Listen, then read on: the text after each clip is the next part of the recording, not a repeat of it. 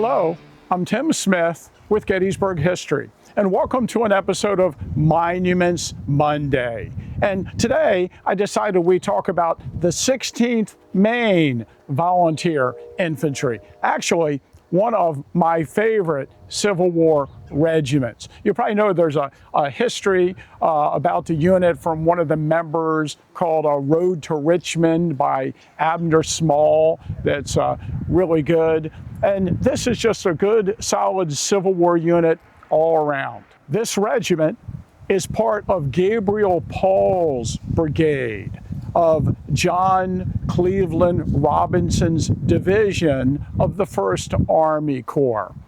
So this unit suffered heavily in the fighting on July 1st, 1863 along Oak Ridge.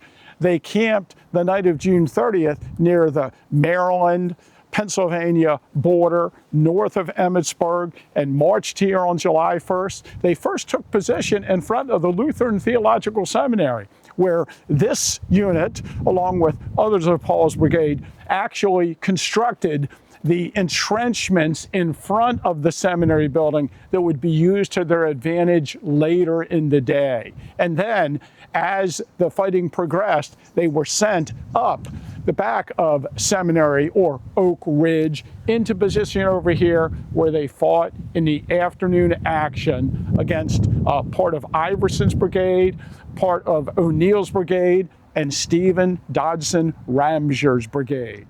And it would be against Ramsier's brigade in the afternoon of July 1st that they would suffer the bulk of their casualties.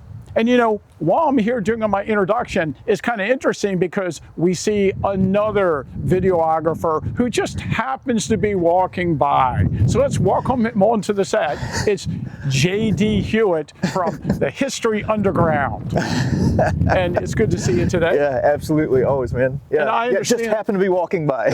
I understand you're a big fan of the 16th Maine Infantry also. And where did you get your interest in the unit? So my interest in the 16th Maine is really kind of recent. I have some friends who live up in Farmington, Maine, and they have a manufacturing facility where they make hoodies and jeans and boots and all kinds of things like that. It's a company called Origin. And being a history nerd and Civil War nerd and always wanting to, impart information to people, I started looking at what regiments might have been represented in their town of Farmington. And found that there was one individual from the 20th Maine who they, everybody knows the 20th Maine, and they were big fans of it. But I found out that also there were quite a few guys from the 16th Maine and the 17th Maine that pulled from that area. So anyway, I started doing some research and really took an interest in the story of the 16th Maine. A lot of people think, as far as regiments that, for lack of a better term, got sacrificed during the Battle of Gettysburg. A lot of people think of the 1st Minnesota. Yeah. Man, the 16th Maine just gets decimated. Yeah. Well, basically on July 1st, the Southern Army is coming in from the west, and then the Southern Army is coming in from the north, and then eventually the Southern Army come in from the east. And Robinson's division is sent out along Oak Ridge, where they perform pretty well for a time. But as more and more Southern units arrive, they are outflanked. Yeah. And General John Cleveland Robinson, who's the division commander, actually decides to pull his men off this ridge as he's witnessing the 11th Army Corps retreat across the fields north of the town and gets word that the 1st Army Corps is collapsing near the seminary. So he orders the men to retreat and halts the 16th Maine and orders this unit to proceed north along this ridge, take up a position, and stay there and hold out to the last man. And basically, he's telling them, hey, we're all going to get away and we're all going to survive, but you will all die. And we'll be all right, but you sacrifice yourself, for the greater good of the team. Man, that is something that I have trouble, getting my mind wrapped around. Yeah, there's an account in the regimental history where it talks about Robinson gives this order to Tilden, Colonel Charles Tilden. Yeah, the colonel of the 16th Maine. By the way, the brigade commander, Paul, has been shot in the head correct? The bullet went through his eyes. Yeah. Took out one of his eyes and heavily damaged the other one. Yeah, so Robinson gives this command to Tilden saying that the 16th needs to go up, and Tilden apparently turns around to his men and looks at him and says, well, you know what that means. Yeah. Yeah.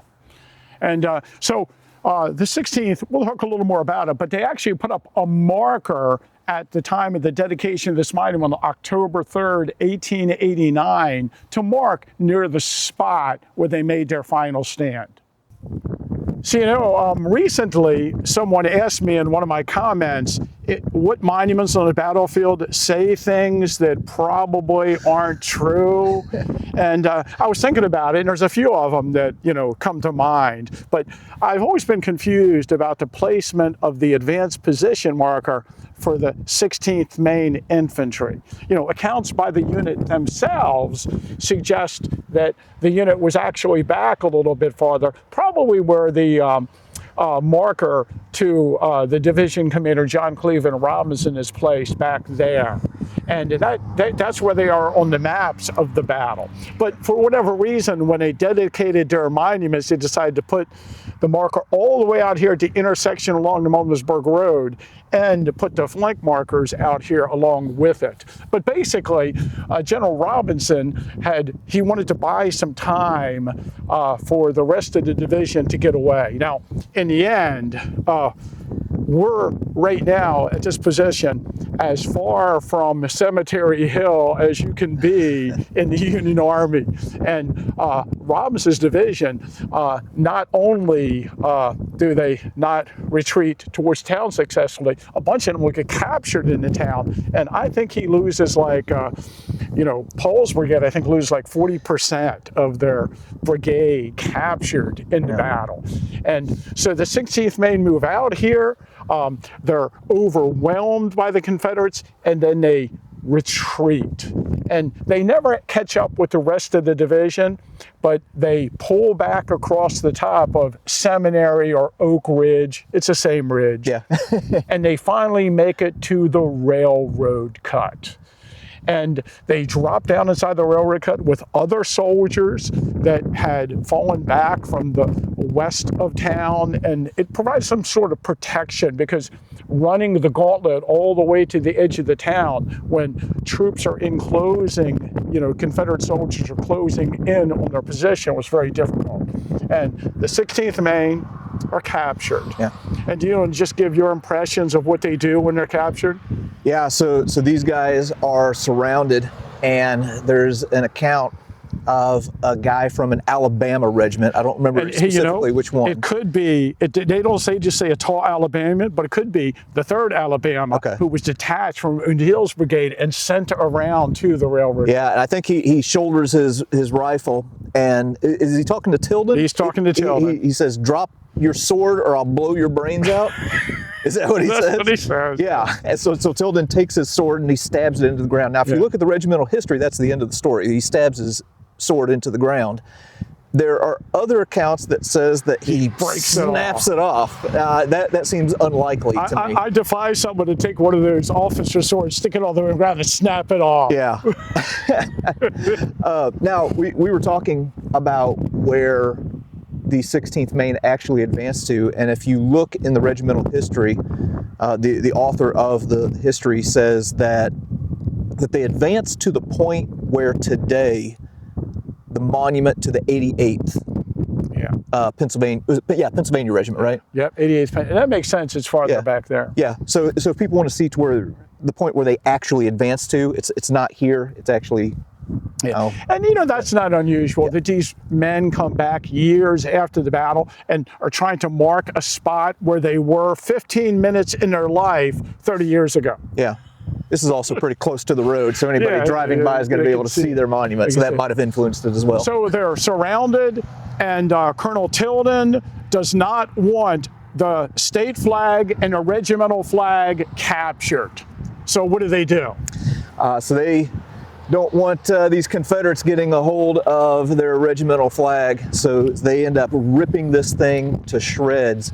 and everybody is taking a piece of it, and some of them are tucking it in their shirt. I heard one account of somebody put it in their mouth and is chewing on it, and basically this regimental flag gets scattered to the four winds. And one of the books that I had wrote on the Seminary Ridge, actually my Lee's headquarters book, I actually found the account in the official report of the 45th North Carolina, which is Junius Daniel, and they're closing on the railroad cut. And according to their official report, our regiment moved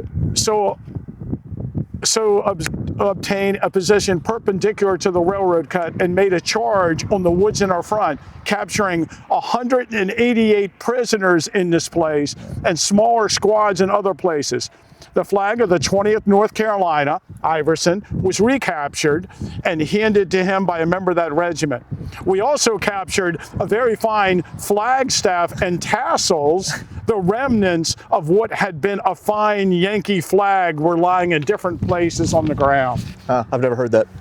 That's a Confederate account. Wow. That they find the flagstaff and the tassel. And the coolest thing ever is the soldiers that were captured, and there's something, depending on how they count, there's between 159 and 164 men of the 16th Maine captured in the battle, depending on which account you accept.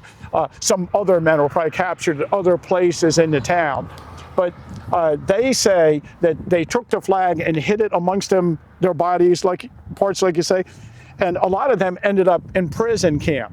And they sewed the flag into their uniform, and a lot of these men carried their piece of the flag through prison camp. Yeah. And I remember when I was writing about this in the early 90s, I wanted to find out if any of the flag pieces still existed, and I read a magazine article where someone in Maine had said that in antique shops all over Maine, they sell pieces of the flag, and you could buy enough pieces of the flag in antique shops to make 30 regimental flags for the 16th Maine. And I thought, is that true? And I wrote to the Maine State Museum, I think it's in Portland, and they have in their collection pieces of the flag of the 16th Maine that were carried by men who were known to have been prisoners of war of that regiment. Wow. And my good friend Richard Sauers did an article about the 16th Maine in Gettysburg Magazine. I'm not sure of the number. I'll try to put it in the description down here. I'll look it up and see what number it is. But in that article, he used photographs of fragments of the flag that I got from the Maine State Museum. So I was very proud of that. And one other thing I wanted to mention about this is, I don't know how much you remember this incident, but in 1990, Gettysburg College bulldozed part of the railroad cut, and it was a big controversy. We called it the Great Terrain Robbery.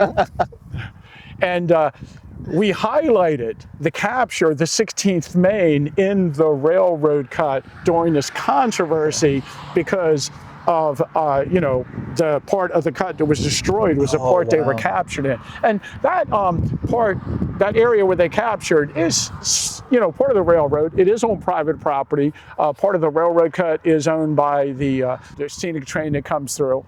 And not all the areas where heavy fighting occurred in the battle are preserved by the federal park. But, the sacrifice of the 16th Maine and the tearing up of their flag as sort of, an in your face to the Confederates are capturing them is just one of the moments in the battle that I think resonates with me when you read about the first day's fighting. How do their casualties square up with other Union regiments? They lost, I think, like 230 out of like 250 so men they had in the battle.